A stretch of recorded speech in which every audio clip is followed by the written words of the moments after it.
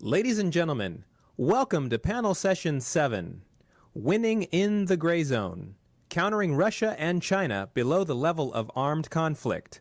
Please welcome National Security Reporter for the New York Times, Mr. Julian Barnes, and our distinguished speakers. Sir, how are you doing? Good to see you. Thanks for being here. Congressman.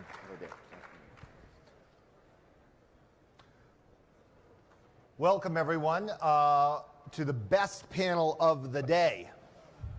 I'm Julian Barnes with the New York Times, and we have a really interesting topic here to discuss how the United States has found itself in this gray zone between peace and war, operating against adversaries or would-be adversaries who appear more adept at competing just below this zone of armed conflict.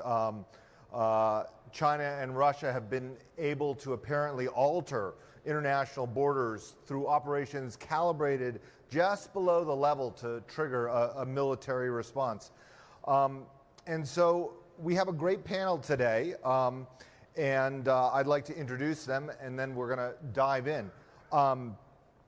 To my right is Congressman Jim Langevin, who's a senior member of the House Armed Services Committee, former member of the Intelligence Committee, who's done important work on cyber threats. And then General Bob Neller, the Commandant of the Marine Corps, and anyone who's wondering why I'm reading my notes may remember last year about my misintroduction of a member of the Joint Chiefs. So I did not want to promote General Neller to the head of a new Space Corps. And finally, we have Nadia Shadlow, the former Deputy National Security Advisor and author and architect of the national security strategy that General McMaster unveiled last year here at the Reagan National Defense Forum. And I wanted to ask everyone to start off by weighing in for a couple minutes on this topic. Does the U.S. have the tools we need to compete in gray zone conflicts? How do we respond to Russian and Chinese provocations against the U.S., against our allies? Nadia, will you start? Sure. Thanks, Julian.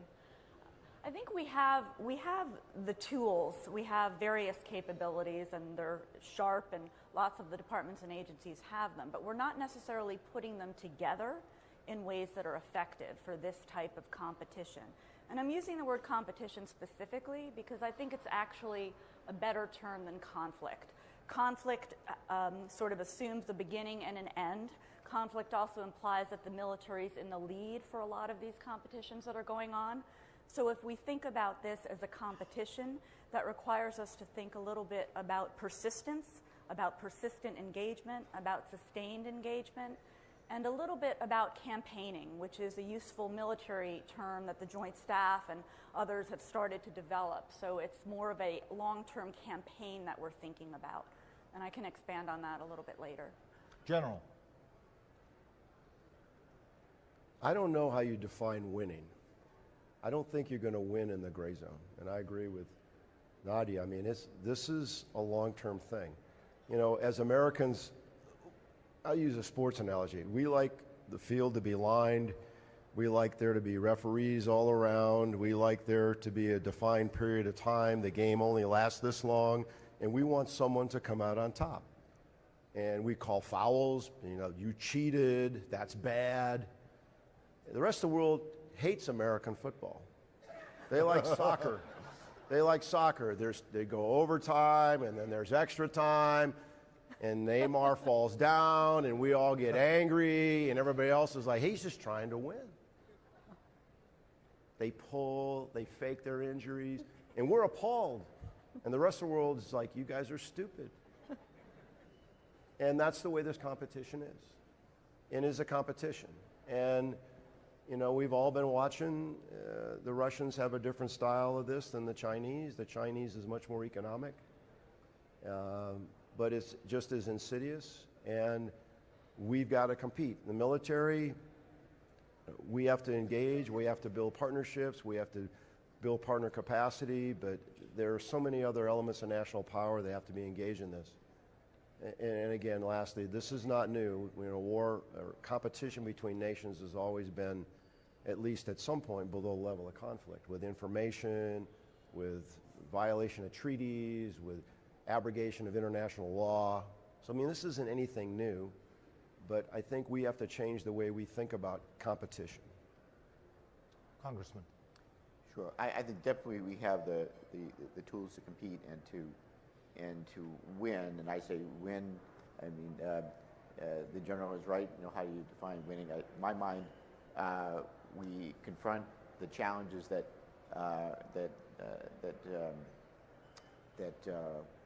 we encounter, but we don't let it. Hopefully, ultimately, doesn't morph into a full-blown war, conflict, and I think that's how we define it as winning. That it doesn't escalate from there. So we have the tools. I think that the danger is, and what needs to change, is that they're no longer siloed. It needs to be much more of a holistic, whole of government approach to confronting the challenges that we face in the gray zone. Whether it's the confronting things like that's going on in the Ukraine, the little green men, if you will, and working with the Ukrainians, or maybe non-traditional military, as we've adapted the latest version of the NDAA, granting 1202 authorities to allow SOF to train in the non-traditional military components, or in cyber, it's not just siloed in that capability for its sake, but taking on a whole of government approach, so that we're using all assets and tools of state power to confront in the gray zone. We will take audience questions at the very end if you submit them through the app, and you can get that at www.rndf2018.org. So we haven't been getting a lot of questions, so I know that this audience will be a little more active. Pull out your phones and type in some questions. The Reagan Library has done a survey. Let's see if we can, with my clicker, get up the, oh, I can, okay. So the biggest concerns with Russia here, and we can see that the public has said 30% support for Iran and other regimes. Invading other countries is only 11%. I'm curious to ask the panel, is the public seeing the Russian threat accurately, or are they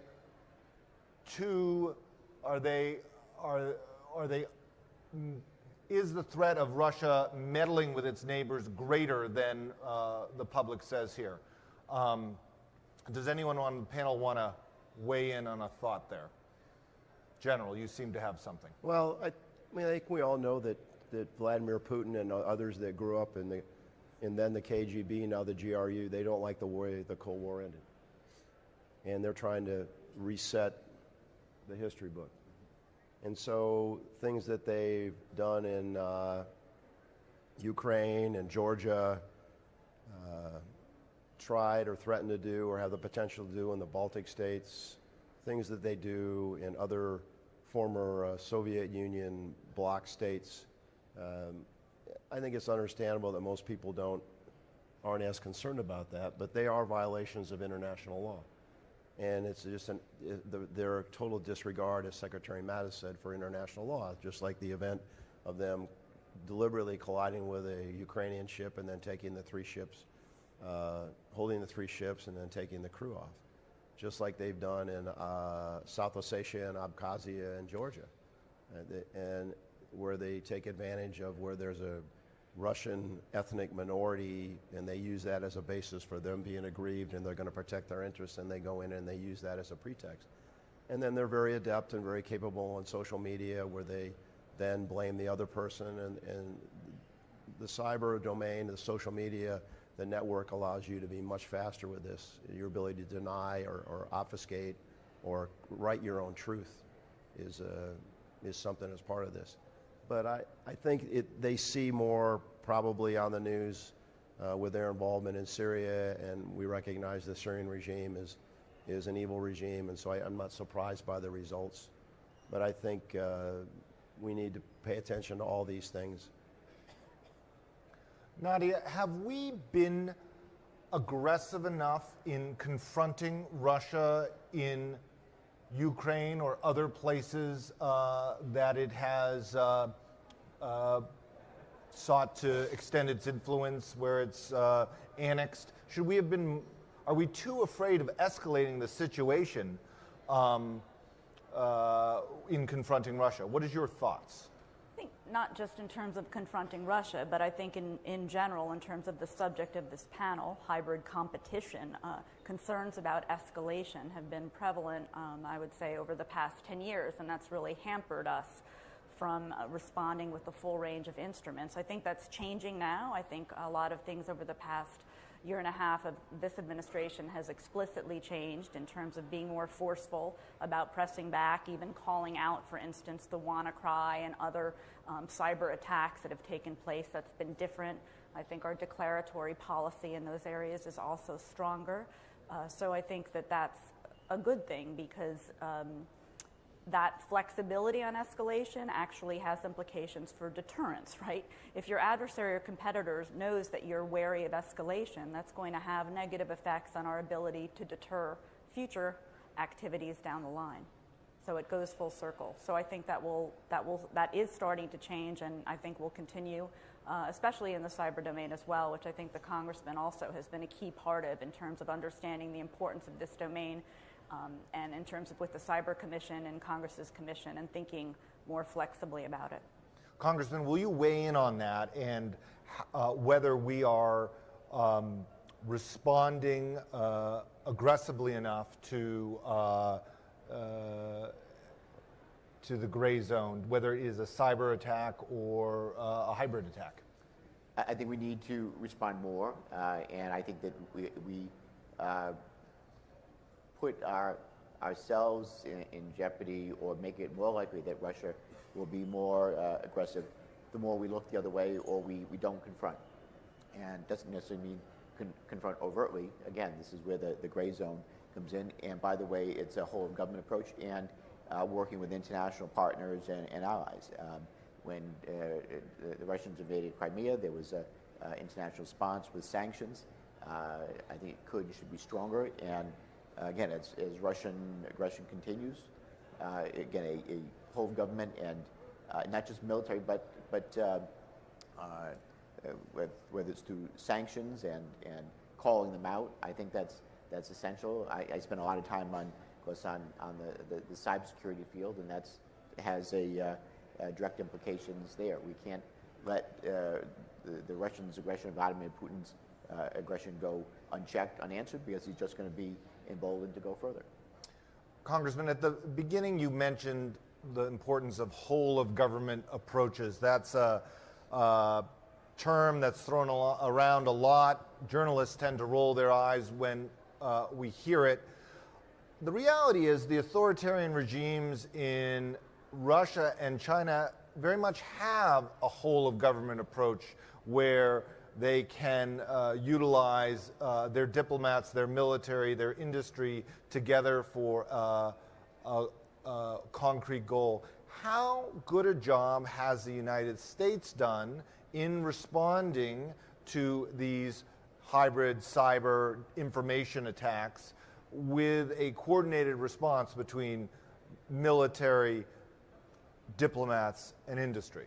Well, it's a mixed bag, but if you look at just the examples of Russian election interference and also Chinese espionage, in both of those cases, we didn't let those situations go unanswered. Now, we were slow to act in the election interference, and I think there was probably a failure of imagination to recognize that the degree to which the Russians were going to use a number of different tools to try to interfere with our elections we eventually, obviously, did respond with expelling diplomats and imposing sanctions. I think we can and we should continue to do more. We called them out. Same thing goes with China's espionage activities. And finally, President Obama confronted China, and we, again, a whole government approach, sanctions, but also in particular indicting the Chinese individuals that we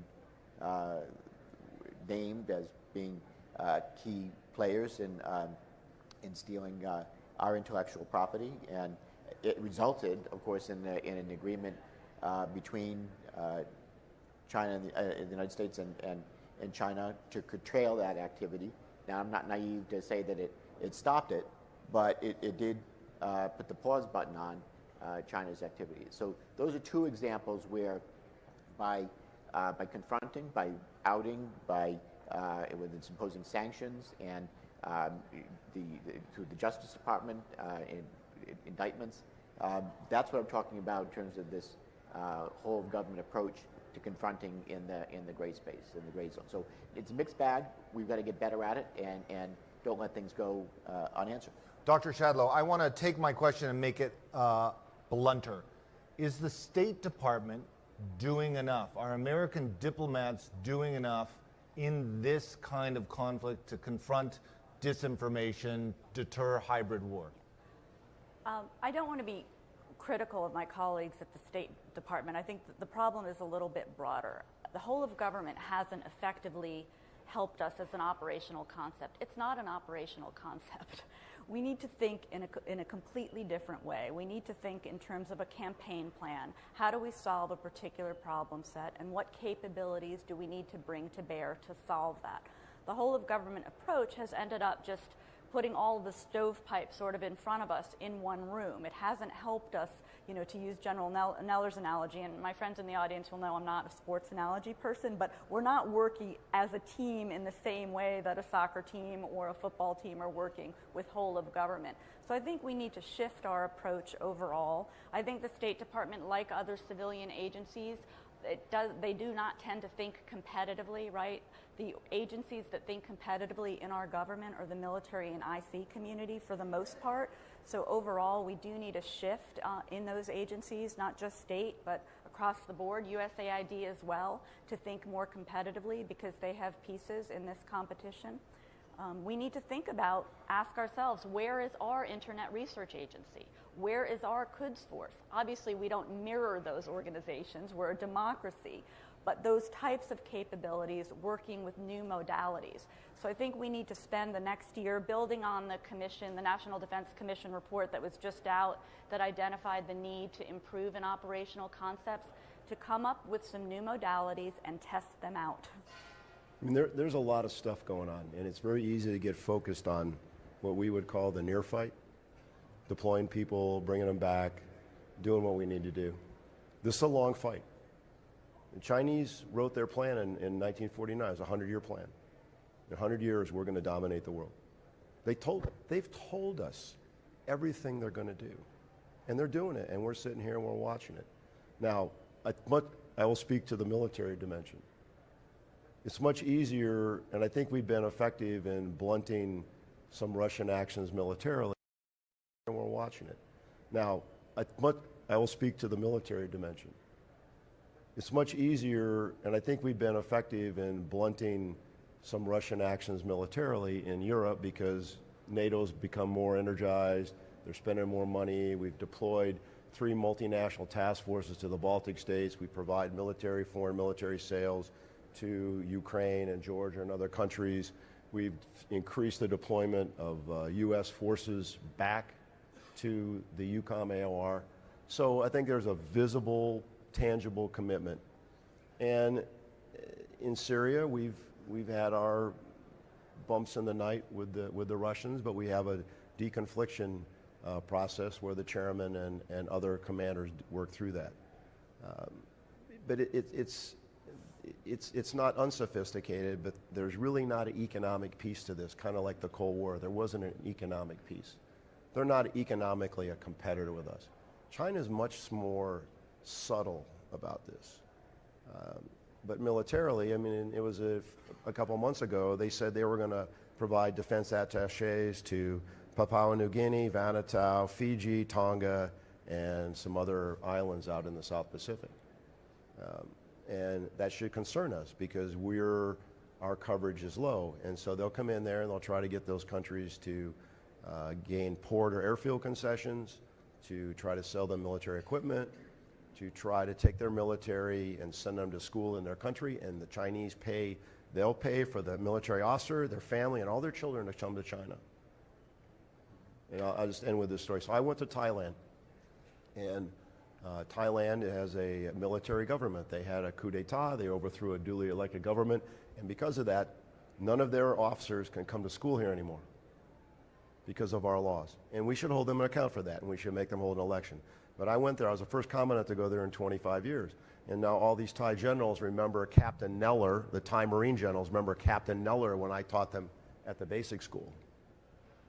So they were all proud that I was their captain, and they're now generals. But for the last 5 years, there have been no Thai officers, no Thai Marine officers coming to the Marine Corps school.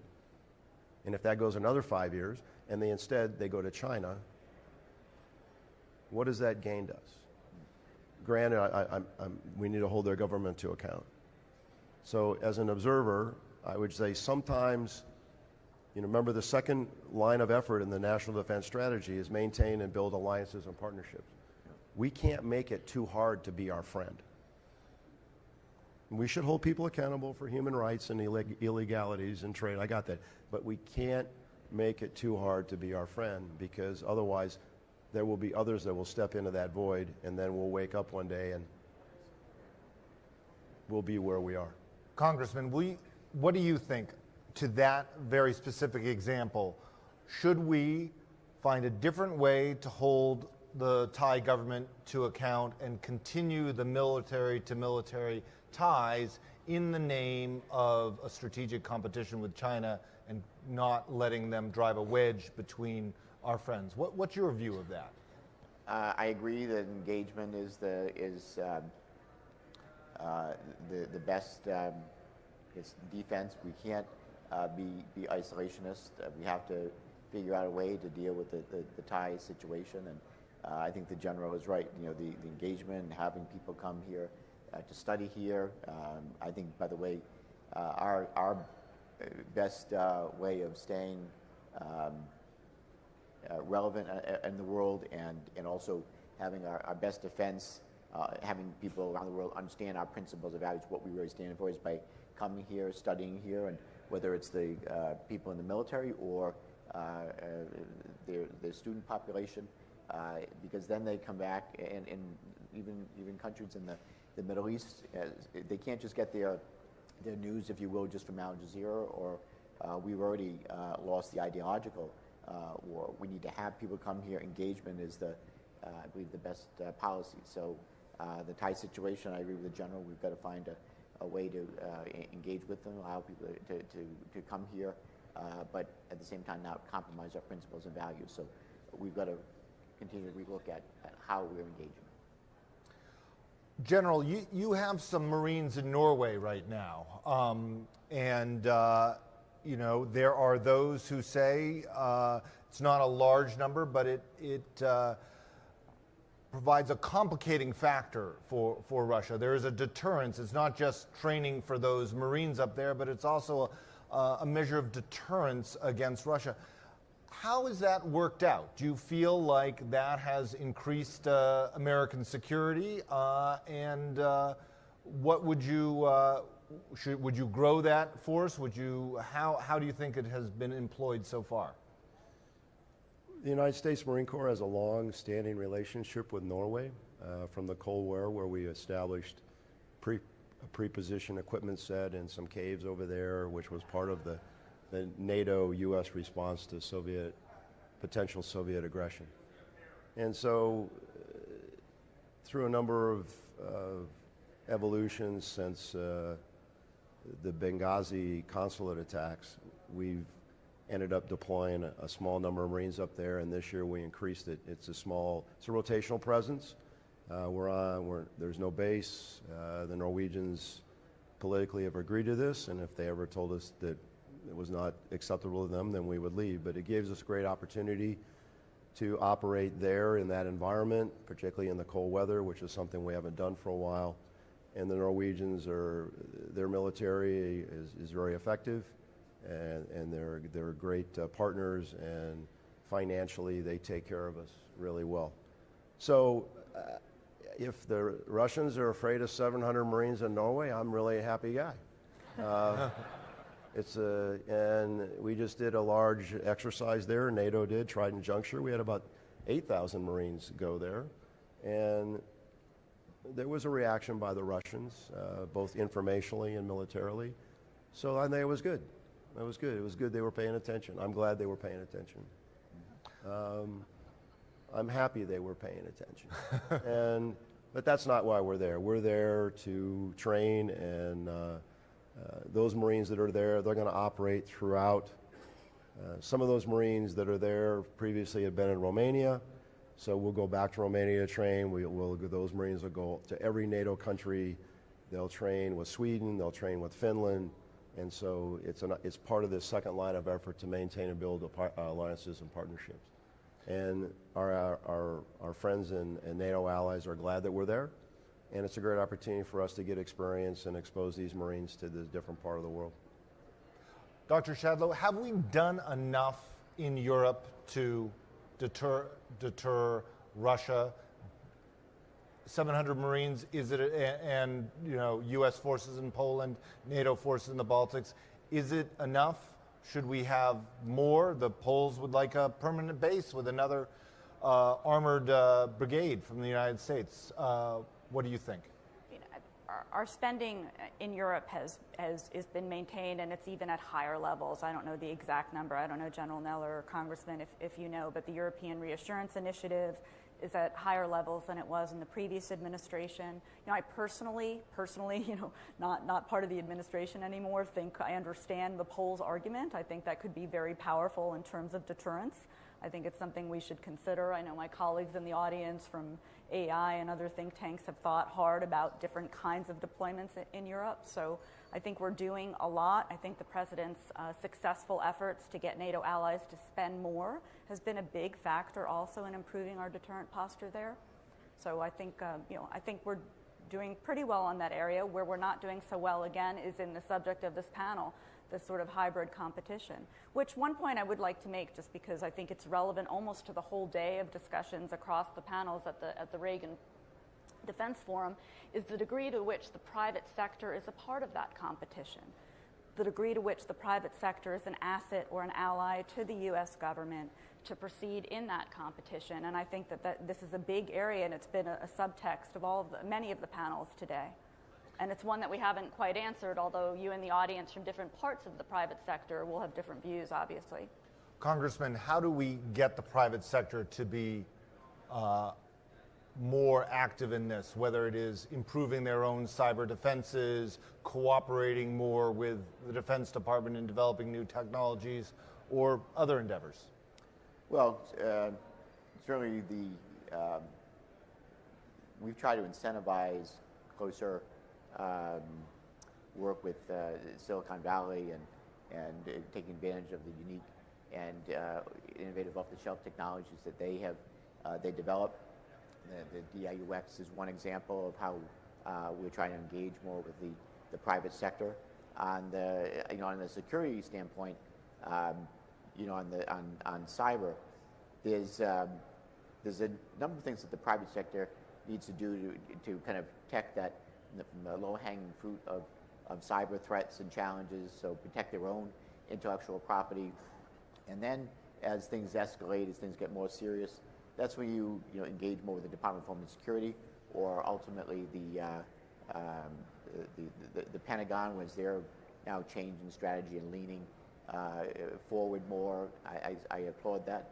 But the private sector can be a part of the effort to secure our networks, if that's where you're going with that. I'm interpreting your question right, that take care of the low-hanging fruit. They're not going to be able to defend against those exquisite nation-state attacks or intrusions or capabilities that nation-states bring to the table. But where there's low-hanging fruit, where we can protect and secure the supply chain, protect their own networks with robust security. And by the way, that goes especially for critical infrastructure, protecting critical infrastructure. It's going to make us all more secure and limit our adversaries' ability to cause us harm. I know it's a high bar, but again, not only the whole of government, but certainly industry has to be a partner in this security effort as well. Dr. Shadlow, why is Russia better than the United States in competing in this gray zone? General Neller began with a metaphor of Neymar or Ronaldo on the field, sort of faking an injury. That's part of it, but why else can Vladimir Putin, who does not have the economy of China, does not have the economy of the United States, has a lot of things going against him, is still able to set the agenda in some places, to drive some change in the gray zone? Yeah, I mean, he doesn't have to coordinate in an interagency process, right? He doesn't have to, being not a democracy, not bound by rule of law or by certainly democratic rules, he has the flexibility to create agencies, you know, the Internet Research Agency, to order Russian hackers, to pull them together, to order them to do certain things. So he has the flexibility that comes with an authoritarian leader. We live in a democracy. Obviously, there are great strengths to that democracy, and I think that if we think more creatively and look hard at what we can do better, and I think we can do a lot better, we'll use our democratic advantages and openness to compete more effectively. But he's just not bound by the same rules we are. I'm going to go to the other slide here if I can. All right. And this slide is talks about Americans' concern about cyber attacks, and we've got 92% here, far more than conventional military attack or attack on a satellites or nuclear war. Congressman, I want you to react a little bit to this. Does this feel right to you? Why do you think Americans are so concerned about this? What do we need to do to deter cyber attacks more effectively? It doesn't surprise me in the sense that probably almost everyone has been impacted by some type of a personal data theft or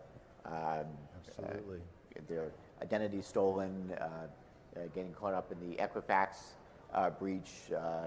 I just had my chief of staff in Rhode Island just had his bank account hacked, and thousands of dollars were taken out of his account. So I think at this point, you know, when I started 10 years ago talking about cybersecurity being a significant national security threat and challenge, there were very few who felt the same way, or not many people were paying attention. I kind of felt like one of the guys, you know, running around with the little, you know, the tin hats on, and wondering if this was ever going to get the attention that it needed or deserved.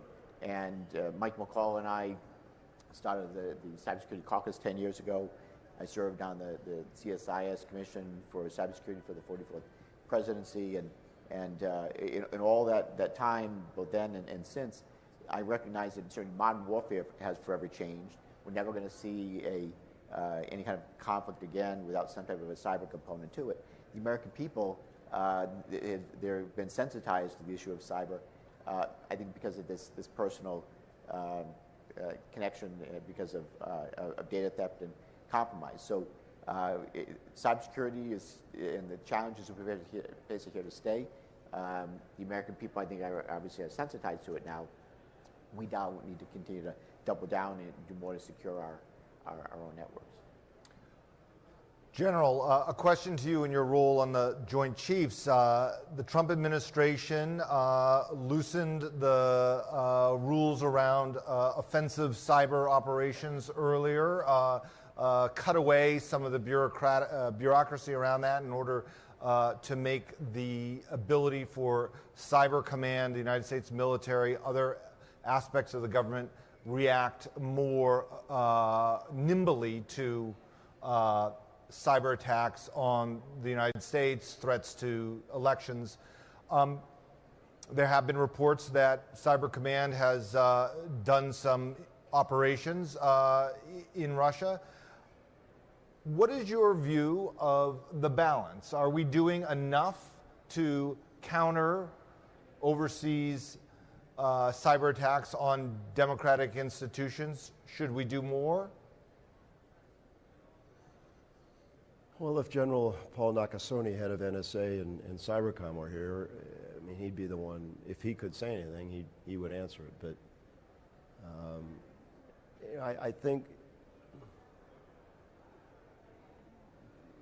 everybody's concerned about this, and you talk to people, the private citizens are concerned. In the OPM hack, I lost all my stuff. And then if you saw yesterday, it was a large hotel chain of which I happen to be a member. I'm sure I lost all my stuff in there too.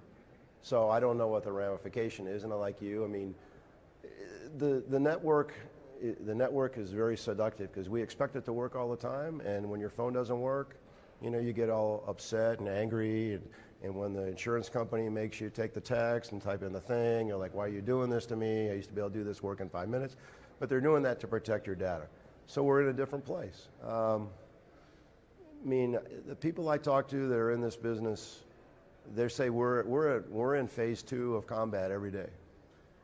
They're fighting, they're pouring boiling oil over the wall of the castle every day because somebody's trying to put a ladder up there and climb in. Even though they may be able to see them forming in the woods across the stream a couple miles away, their ability necessarily to keep them from running up to the wall of the castle is limited, dependent upon certain authorities and the policies. And that's probably right in a democracy. But it's a complicated issue. I only speak from it militarily because my concern is, you know, we have developed a way of fighting that is very net-centric. I mean, if I were going to fight the United States, the first thing I would do is I'd go up to space, I'd kill all the satellites, and then I'd shut down the grid. And then I would lose, the military would lose satellite communication, I'd lose all my data, I'd lose all my unmanned aircraft, I'd lose all my globally positioned system weapons, and I'd lose all my position, location, and navigation timing for all my radios. So the next fight, whoever can protect that or bring it back up faster and take it away from the other person is going to win without a shot being fired. Without a shot being fired.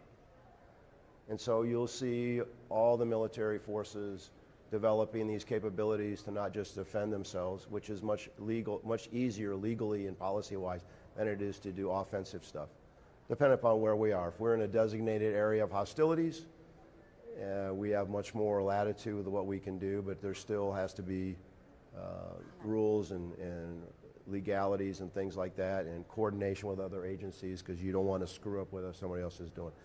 But as the congressman said, and as the Dr. Shadlow said, I mean, the Russians, the Chinese, they're already in a campaign. They've already got a team put together. And they've already set the rule set, and they have the ability to go faster than us.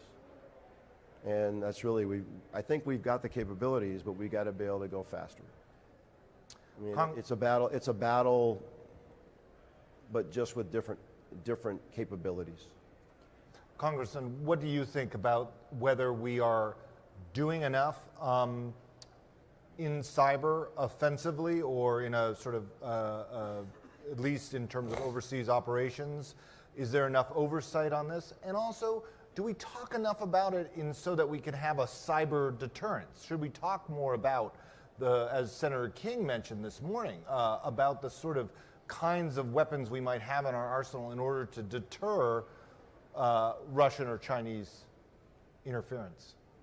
Sure. So, first of all, I think it's the right thing to do to lean forward more than we have, and I think the new national defense strategy and national security strategy that was outlined is a good place to start. But I would say this is where congressional oversight, of course, comes in, We don't. It's already kind of too much of the Wild West out there right now. We don't want to make it. We don't want to make it worse. We want to make sure that we are, again, taking a whole of government approach. We can't look at this as a silo thing. Now we're getting better at securing our networks. We're not where I'd like us to be yet, whether it's on U.S. government, the military perspective, or what we're doing through the Department of Homeland Security. And obviously the private sector, where most of the damage could be done to areas like critical infrastructure, I'd like to see more robust cyber defenses there. But we're getting better. The U.S. Cyber Command just has now 133 cyber teams that are trained and reached FOC as of May of this year. So we're getting better at both defending our networks and then leaning forward and being able to better confront our adversaries. But again, this isn't just a siloed. We can't just do this in a silo. It's going to be whole of government, whether it's through Treasury and sanctions, or the Justice Department and indictments. By the way, intelligence community is incredibly important, because cyber forensics are essential, being able to know who the bad actors are, how and where to confront them. You wouldn't just do cyber forensics on its own and saying you can be able to understand who did what. It's going to take good intelligence and a number of other things being brought to bear, so that we can hold the bad guys accountable and confront them where we need to. Dr. Shadlow, while I'm waiting for the audience questions, do you want to weigh in on that at all, on this issue of cyber deterrence, or whether we are good enough at attribution and how ready we should be to attribute a cyber attack? Well, I think a useful concept, so I would probably be more assertive in the offensive realm and think about defending forward. What is offense, what is defense in the cyber realm? So essentially, by not defending forward, is it offense to go to move ahead and use that as a deterrent posture, which is to defend ourselves? So what is that relationship? And there are experts in this audience who are, know way more, but I think the government in some ways is still thinking in terms of offense, defense, and that space has changed. It's a continuum of conflict, a continuum of competition within that domain. And to go to General Neller's point, it's not just the episodic moment, right, that we're thinking about. It's this continuum that we need to be continually in there, competing across that domain. I think we also need to, as the National Security Strategy pointed out, think about deterring through other means, sanctioning actors, creating uncertainty, and thinking about cyber-enabled economic warfare as an act of war, or certainly an act of conflict, or certainly is a serious challenge. So going after our banks and our economic system matters. The first of the audience questions is a follow-up to this. Do the difficulties associated with identifying the origins of cyber attack make deterrence futile?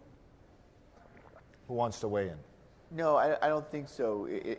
So cyber forensics and understanding actually who did what is hard, and you may never be able to do it just by cyber means alone, knowing where the attack came from. Especially if you talk about use of proxies, which is something that certainly worries me. However, you wouldn't, if there was a crime scene, as a murder, say, that took place, you wouldn't expect the FBI or law enforcement to just understand and who was responsible and bring that person to justice just on the evidence at the scene itself. You'd use all source intelligence, right? You'd use video surveillance, you do witness interviews, and that's what I'm talking about in terms of identifying perpetrators in the realm of cyber. It's all assets of state power that you bring together to hold those individuals accountable. You have high enough confidence that you can take action from there. I mean again, the Chinese espionage issue was an example, and WannaCry is another where we had high enough confidence that we called them out and responded. But this, by the way, it goes to the heart response. Also, not just a U.S. issue, but it needs to have engaged the international community as well, so that we confront our adversaries that use cyber as a weapon against us. That there's an international component in response, and we work closely with our allies to deter. Our time is growing short. We have one last audience question, and I'm going to throw it over to you guys, and then you can also append any final thoughts you have. The question is, did we see substantial Russian or other foreign nation-state interference in our midterm elections? If the interference was limited, was that the result of any U.S. actions? Dr. Shadlow, do you have a theory of the case, even though you're out of government? Well, I think it's clear that there was Russian use of social media and the internet to pursue a form of political warfare, which the Russians have honed over 10 years now, at least, right? I mean, even earlier, the Cold War period as well. But in terms of the context overall, the Russians in Europe, in the Baltics, had been honing the use of the internet for information operations, which, again, the antecedents are political warfare. So I think it's clear that the Russians were using their trolls and their bots to place ads on Facebook, and we saw all that. You know, the U.S. government is having trouble thinking about what is its role in protecting those platforms, right? We're seeing Facebook sort of fall apart over this issue about what's the role of platforms such as Twitter, such as Facebook, in letting all of that unfold. The U.S. government doesn't own those platforms. So that's to go back just to end to the original point about what's our operational concept in the information operations domain. It's not just a military problem. It's part of putting those pieces together. General Neller, 15 seconds for your final thought. In my last comment, I want to leave anybody with the impression that we're not able to execute our mission. You know, the first thing in solving a problem is recognizing that you have one. And so I think the adversary has the same issue we do. They're dependent upon the same things we are. And so as we go through and change the way we train and create capabilities to defend our network and then potentially offensively address theirs, we're doing that now. At the same time, we're training to be prepared to operate without a network. And yesterday I was at 29 Palms at our combat center. A lot of paper maps out there. Can't hack a paper map. Good. Can't hack a paper map. Works every time. Even in the rain. Never runs out of batteries. It's a good thing. So it creates extra work because you've got the digital picture and you've got the analog picture. So we're kind of back to the future on this. So I think we recognize what we have to do. We're developing capabilities to do that. I think the Department of Defense, I saw Mr. DC here, you know, we're trying to improve our own security and our own offensive capability. Everybody's investing in the cyber protection teams that the Congressman was talking about and cyber teams that do other things.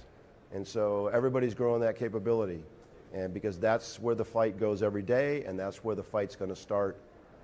It's going to continue below the level of combat, but if there is a kinetic fight, it'll start in a non-kinetic way in that venue. Congressman, you get 10 seconds, a real 10 seconds, because that wasn't a real 15 seconds, to finish us off today. So I would say this, surely cyber resiliency has to be a forethought, not an afterthought. Engagement with the public is important. Everybody's going to do their part. Do your basics, apply your patches, have robust passwords. Those are the basics. You can do a lot just by doing the basics. You're not going to be able to defend against the exquisite high-end things. But then the United States needs to be, again, continue to be better organized. We're investing in the right resources with, for example, U.S. Cyber Command and the work that DHS is doing, but then working closely with our international partners to make sure that this is a unified effort, if you will. We will be able to defend against the challenges that we face. But I like what the General is talking about, cyber resilience, and we are the nation that's most dependent on the internet. We created it, make use of it, but we're also most vulnerable to those who find ways to exploit it.